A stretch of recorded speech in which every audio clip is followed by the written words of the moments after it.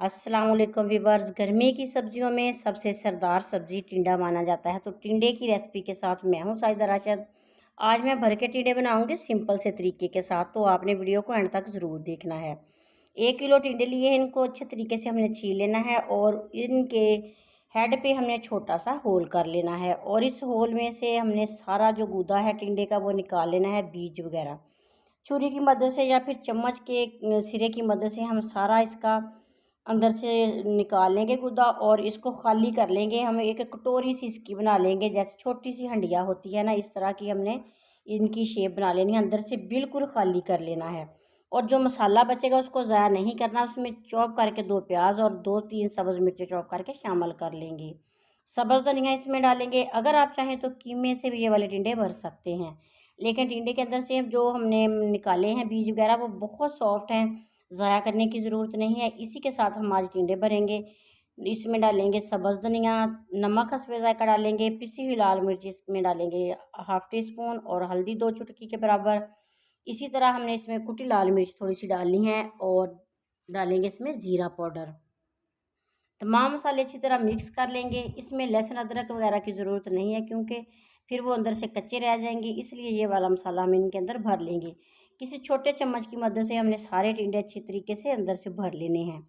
तो दबा के हमने इनमें मसाला भरना है ताकि जब मसाला बाहर ना निकले। तो इस तरह हमने सारे ही टिंडे आहिस्ता आहिस्ता भर के रख लेने हैं। तो इनको जब फ्राई करना है तो फ्राई भी हमने हल्की आंच पे ही करना है। तो ये देखें, हमने सारे टिंडे इस तरीके से भर लिए हैं चम्मच की मदद से। छोटा चम्मच इसके लिए चाहिए होगा तो छोटे चम्मच से हमने भर लेने हैं। अगर आपको लगे कि चम्मच की मदद से टिंडे अच्छी तरीके से नहीं भरे जाते तो माशाल्लाह से अल्लाह ताला ने बहुत खूबसूरत आती हैं आपको, तो हाथों की मदद से आप इस तरह ये टिंडे भर सकते हैं, मसाला इनके अंदर भर सकते हैं। तो सारे टिंडे भरने के बाद मैंने घी रखा हुआ है चूल्हे पे गर्म होने के लिए। ज़्यादा गर्म घी में हमने एकदम से नहीं डालने, फिर ऊपर से ये जल जाएंगे और अंदर से इनका मसाला जो है वो कच्चा रह जाएगा। तो अब इसका जो होल हमने किया था इसको करेंगे बंद। वैसे हम चाहें तो इस तरीके से भी इसको रोस्ट कर सकते हैं, लेकिन इनका मसाला निकलने का डर है ना। थोड़ा सा आटा लेंगे, आटा गूंद के हमने रखा होता है ना, आटा थोड़ा सा लेंगे और इनके जो होल वाला हिस्सा है इसके ऊपर हमने आटा लगा के इनका मुंह बंद कर देना है और फिर इनको हमने फ्राई करना है। तो इस तरीके से आप आटा थोड़ा थोड़ा लगाएं और इसका सुराख बंद करें और गर्म घी में इनको डाल दें तो फ्राई हो जाएंगे। और जो व्यूवर्स मेरे चैनल पे अभी नए आए हैं उनसे रिक्वेस्ट है कि प्लीज़ चैनल को सब्सक्राइब कर लीजिएगा, बेल आइकन प्रेस कर लीजिएगा, ताकि हर नई आने वाली वीडियो आप तक पहुंचती रहे। तो हमने घी इसमें थोड़ा ज़्यादा ही डालना है।